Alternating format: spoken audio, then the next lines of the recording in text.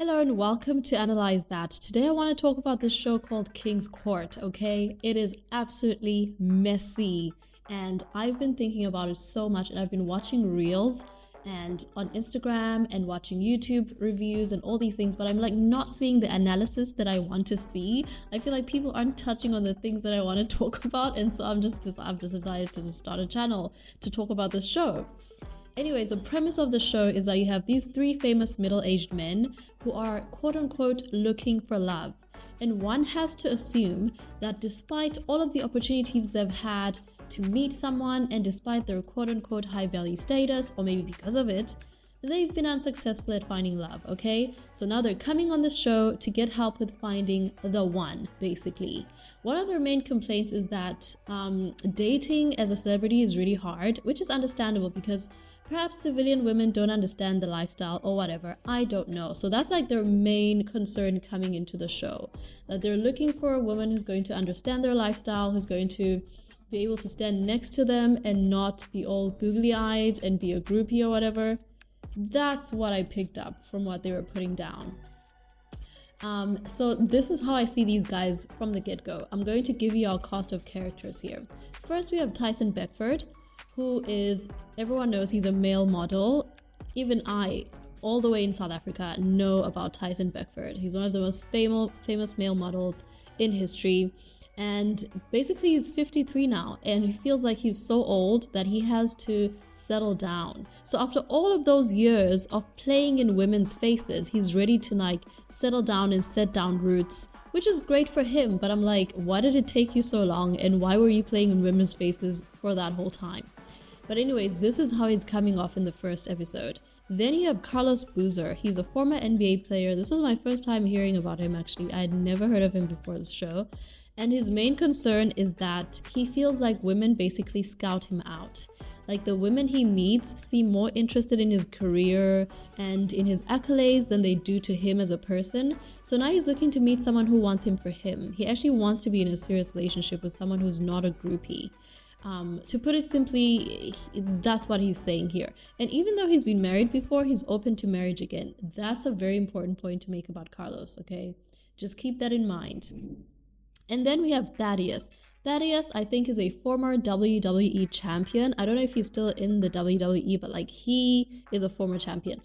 And he carries himself as such. Like this man thinks he's the prize. I mean, the way he describes himself, the way he carries himself, and I'm not knocking it, okay? It's just an observation that he is very much about himself. But what I like about him is that he knows what he's looking for and he knows what he likes from the get-go, and you can tell that this man has a type. But we're gonna go into that later on when we talk about the mixer, which is how this whole thing starts. So that's our main cast of characters. We've got Tyson Beckford, Carlos Boozer, and Thaddeus. I forgot Thaddeus's last name. I forgot his last name. And then you've got the hosts, Robin, Pete, and her husband. And then comes the women. They're all stunning, of course, educated, accomplished. And what I love most about this show is that the women are all age appropriate for the men who are in the show. And most of them are all black women, which is great because these are black men after all. Anyway, right off the bat, I noticed that the women are all pretty locked into who they want, pretty much from the beginning. Like, they lock into the guy and they just commit to him. And like once they decide that, okay, this is my guy, this is who I like, they don't take time to go and actually talk to the other guys and see if they have similar interests as well. But again, we'll get back to why that's a problem later. For example, you have Liliana and Brukel. They instantly connected with Tyson Beckford during that first mixer.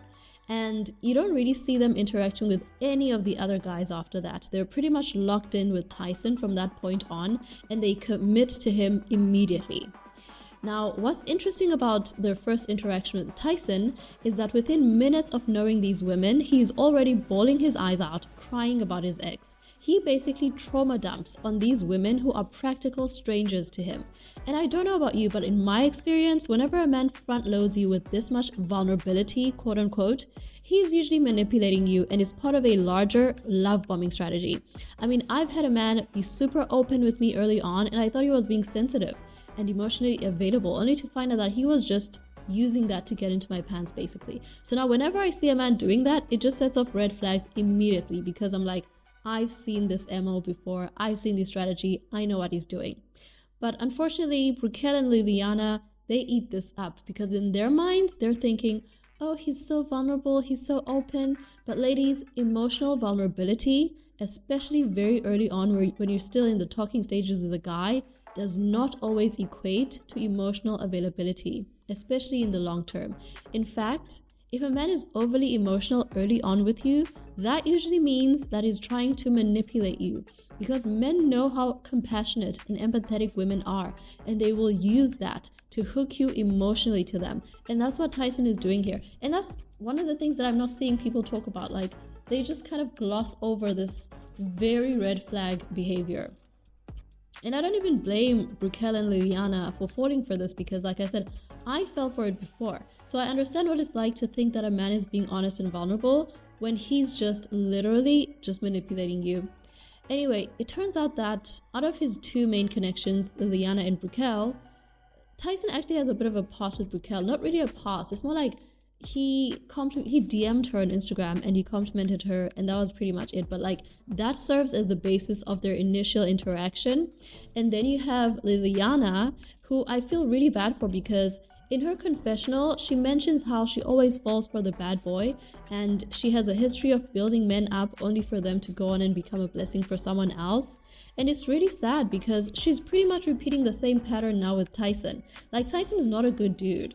He's clearly not ready to love. And I think part of the reason Liliana is attracted to him is because some part of her thinks that she can change him and mold him into a man that's worthy of her.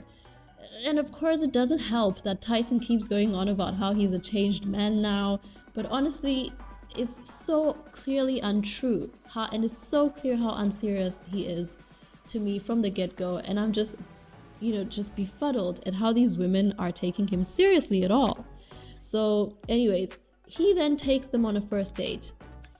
And it's interesting to me the type of first date that Tyson picks to take these women on, and his reasoning behind it. He basically takes them skydiving and explains that he chose this particular first date activity because he says that if someone is willing to go skydiving with you on a first date, then this establishes trust. And this is where the second red flag went up for me, because once again, he is rushing into doing things that will push the woman's boundaries and create a false sense of commitment and connection and security. And interestingly, Liliana says something interesting where she's like, if Tyson wants an adrenaline junkie, then that's what he'll get. Which means she's willing to pretend that she's something she's not in order to win this man over, who is clearly so unserious about her in this whole process again.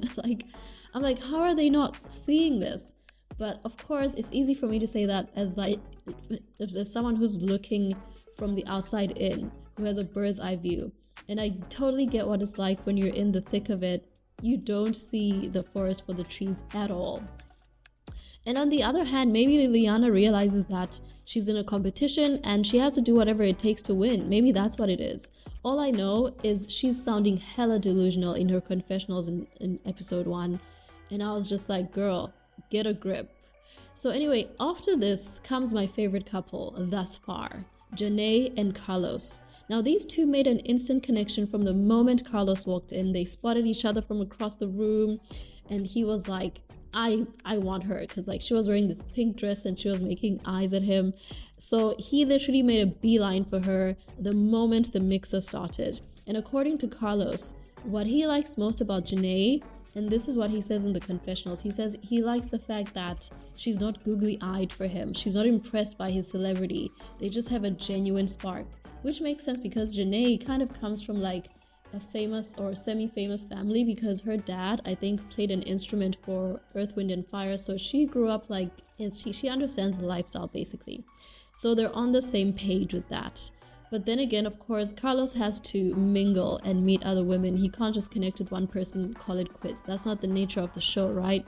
So he then makes a connection with a woman named Lexi. Lexi's a single mom and an entrepreneur, and Carlos really likes this about her. He likes how driven she is and how committed she is to her kid, because he has kids too, and they connect on the basis of that. And he's like, oh, that's so cool.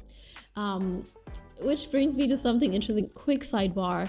How if you listen to podcast bros, you would think that this something like this would never happen, that like a so-called high value man who's like really tall, dark and handsome and rich wouldn't go for the single mom because, you know, obviously whatever logic they use, but he just proved that it's like literally false and stupid.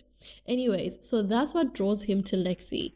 So he decides that he's going to take these two on a date. Carlos decides he's going to take Janae and Lexi on a group date, because that's what happens after the mixer. They have to pick who they want to take on dates. So he invites them to yoga, and you can tell right away that Lexi is just not into this. Like, she's just not about the whole yoga thing and the farm animals and being outside. It's not her thing. Like, she's got a full face of makeup on, and she's got a cute, you know, two-piece, and she's, you know, like she's just not, this is not her vibe. And this let me know immediately that she's probably not the best match for Carlos, because Carlos, from what I can tell, is looking for someone who shares similar interests to him as well, which makes sense. You know, that's what people want. He wants someone that enjoys yoga and spirituality and being active and being outside. He's basically looking for a yoga and Pilates girly, I think. And Lexi is clearly not that. So yeah, that was the first red flag for their connection for me. And I feel like that was strike one. And if I was Lexi at this point, I would have started like literally trying to get to know the other guys, because the writing was on the wall at this point. But like, you'll see what I mean later on. But anyway, so Janae, on the other hand, seems super comfortable at this goat yoga thing. Like, you can tell she's accustomed to it. She loves the animals. She's wearing the appropriate yoga gear. She, you know, appears relaxed and laid back. She doesn't have makeup or jewelry on. Whereas Lexi, in contrast, is complaining about how smelly the animals are, how she doesn't like the birds, she doesn't like the animals. So in the end, Carlos is like, is it okay if I just go and like have a one-on-one with Janae? He asked Lexi, and Lexi's like, yeah, it's cool. But then this ends up being like a Janae and Carlos date, where Lexi is just left like to the sidelines, just chilling there.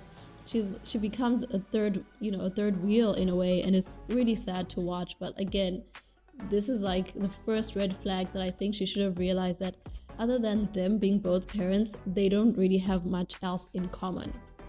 Anyway, during the one-on-one time, Carlos and Janae bond over their love of travel, and Carlos seems very open with her. He's asking her questions like, what would you like to know about me? So he's giving her an opportunity to get to know him without imposing himself on her. And I thought that was really self-aware and emotionally intelligent of him, and considerate. Because again, he's not like imposing himself on her like Tyson was, you know, with Liliana and Raquel. But he does say that he's been married twice before, and he's interested in being in a long-term relationship, and he seems like a lover boy overall. And even Janae says in her confessional, she's like, oh, he's like the ultimate golden retriever. He's got that golden retriever energy.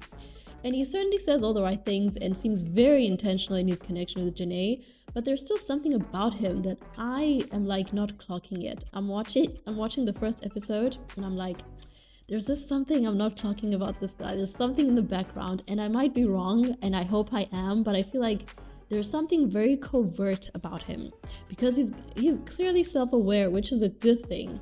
But I was like, I like him, but I don't know. I'm like, we'll see. I like him for Janae, but we'll see. Anyway, on to the next guy. His name is Thaddeus, like I said. And starting with the mixer, right away, Thaddeus is doing his thing. He's chatting with all the ladies. Everything's good and well. And he immediately like connects with a woman named Dr. Shawana. Now, Dr. Shawana is like very confident and self-assured and outgoing. And she pretty much makes it known that she really likes Thaddeus. Which, you know, I was like not surprised, because they're like the perfect match. This is Thaddeus's type. You will see as the show progresses, as I make more of these videos, how this man has such a, like, he knows what he wants. He has a clear type. He just wants a woman who's like outgoing and like assertive and all these things. But then like the way he describes it, he did something that kind of like put me off, which is he called Dr. Shawana aggressive. He called her aggressive to her face, and he called her aggressive in the confessional, which didn't sit well with Dr. Shawana, and it didn't sit well with me either, because even though I think he was being complimentary, What he doesn't understand is that this term is often weaponized against Black women. So it's not something that you just say lightly, you know? So I didn't like that. I just felt like he was lacking self-awareness in that moment. So, but I was like, I'll let it slide because I don't think he's saying it, you know, I don't think he's being mean. I think in his mind, he thinks he's complimenting her, but he could have used another word. He was being like lazy, I think. Because there are so many other complimentary words that he could have used to describe her sense of confidence, but he chose aggressive, which again left a bad taste in my mouth.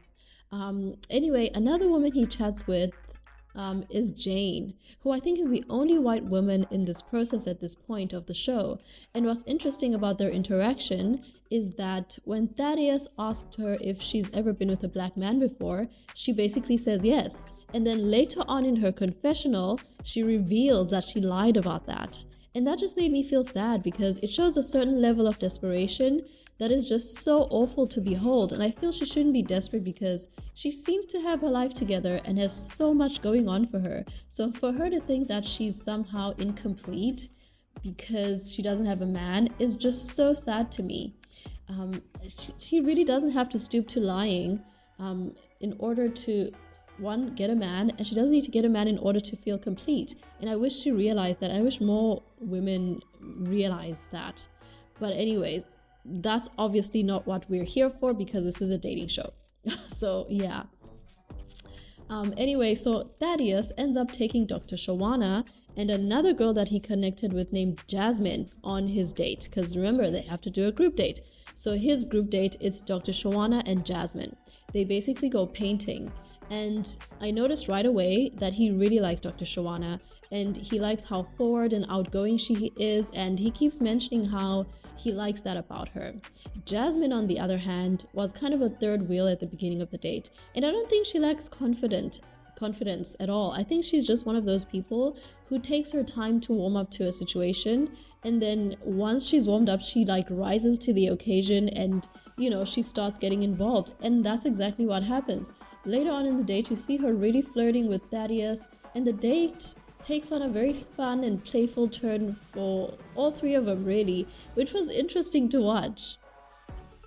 So after the dates, the guys get together with the show hosts to report back on their dates and prepare basically for the elimination round.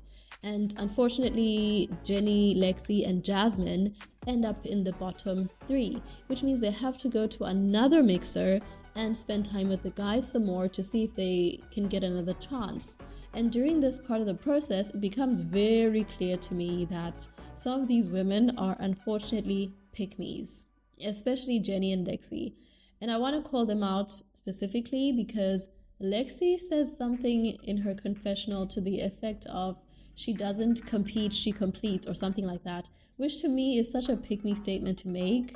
And this comes from someone who used to be a pick-me. Like, I used to be a raging pick-me myself. So immediately that let me know that Lexi is male-centered, and she, you know, gets her sense of self-worth from being coupled with a man. Like, that immediately let me know that statement. And then you have Jenny. In her confessional, she was like saying something to the effect of like, these guys have multiple women to choose from, so it's going to be difficult for me to get lucky enough to be chosen, blah blah blah. So again, like, she's sort of playing into this narrative of being chosen, which is so cringe to me. But this is like a personal thing, so I don't know if you guys identify with that, but for me personally, I just can't. Yeah, that just, for me, it's just pick me behavior. Anyway, I understand that this is a dating show and the goal is to get picked, so yeah, but it still rubs me the wrong way because it shows, when I hear a woman talking this way, it implies an internal deficiency that I just don't agree with. And right here is why Jenny got eliminated. Not only did she lie about dating a black guy in the past, but she also, in this interaction, as you can see, becomes defensive and pulls out the aggressive card on Thaddeus, even though Thaddeus was not being aggressive, which again, I hate the use of this word because it's always weaponized against Black women and Black people in general. And this is part of the reason why in his confessional, Thaddeus is talking about how he doesn't want to do an interracial relationship because it's so challenging, and he's seen how, despite their best intentions in the interracial couples that he sees in his life, they rarely work out because sometimes cultural things come into it and it just doesn't work out, and he doesn't want to deal with the cultural disconnect, and I respect that, and I think it's very smart of him, even though it's pretty ironic obviously that he's being called aggressive and he's clocking how problematic that is, but he's somehow okay saying that to Dr. Shawana. I'm like, at first I thought he was being naive, but now I'm like, what's the deal? What's going on here? But anyway, we'll come back to that later. For now, I wanna talk about this. Again, Carlos is very honest about the fact that the only thing that attracted him to Lexi in the beginning was the fact that she's a single mom, because he himself is a dad and he seems to enjoy his role as a dad. So he's interested in someone with whom he has that in common, who will understand that part of him. But the disconnect then comes when it becomes apparent that that's the only thing that they have in common, unfortunately. So even though he was initially attracted to Lexi because she's a mom, the more he got to know her, the more he realized that they don't really have much more in common under the surface other than that, which was unfortunate, but it is what it is. And I clocked it immediately. I'm like, and Carlos is now obviously admitting that to Lexi, and I feel like it just went one ear and out the other to her. She didn't internalize it, which at this point, this should have been the point where she should have started going out and trying to get to know the other guys and see if there's any other connection out there for her, because her thing with Carlos started fizzling out at this moment for me. But that's just my opinion. So anyways, the show then moves on to the elimination dinner. The episode moves on to the elimination dinner, which was an interesting spectacle to say the least, because at the end of it, basically Jenny and Jasmine became the first women to get eliminated. And I wasn't surprised about Jenny because, like I said, the only connection she had was with Thaddeus, and their last interaction didn't go great because, first of all, she lied, and second of all, the cultural disconnect just, that's not what Thaddeus is looking for, clearly. So yeah, but then I was really sad to see Jasmine go because I felt like she had so much potential, but I think she's an introvert because she took a while to ramp up and get involved and get engaged into the process, and I think that's ultimately what caused her to get sent home. But then because you remember there were 3 women that were going to get eliminated, Lexi. So Carlos decides to give Lexi a second chance. Again, he reiterates that he loves how committed she is as a mother and that he admires that about her. So he wants to keep her on to see if there's anything else that they have in common. Because again, he's reiterating this thing of, yeah, that's literally the only thing we have in common right now, but I'd like to get to know you better and see if there's anything else. So we'll see in the next episodes how that pans out, but I can tell you right now, it is not looking good. So the other 2 women basically say their goodbyes, and the rest of the ladies come back into the table, and that's pretty much the end of the episode. And then come the highlights for the season, which basically show that this is going to be one hell of a messy season, and it's going to be great television, and I'm here for it, and I cannot wait to keep analyzing all these different episodes, because again, I keep going online on TikTok and YouTube, and I feel like people are just not touching on some of these very crucial happenings on the show. Anyway, thank you so much for watching. Let me know what you think of this season of King's Court in the comments below, and yeah, remember to like and subscribe. I will see you on the next one. Thank you.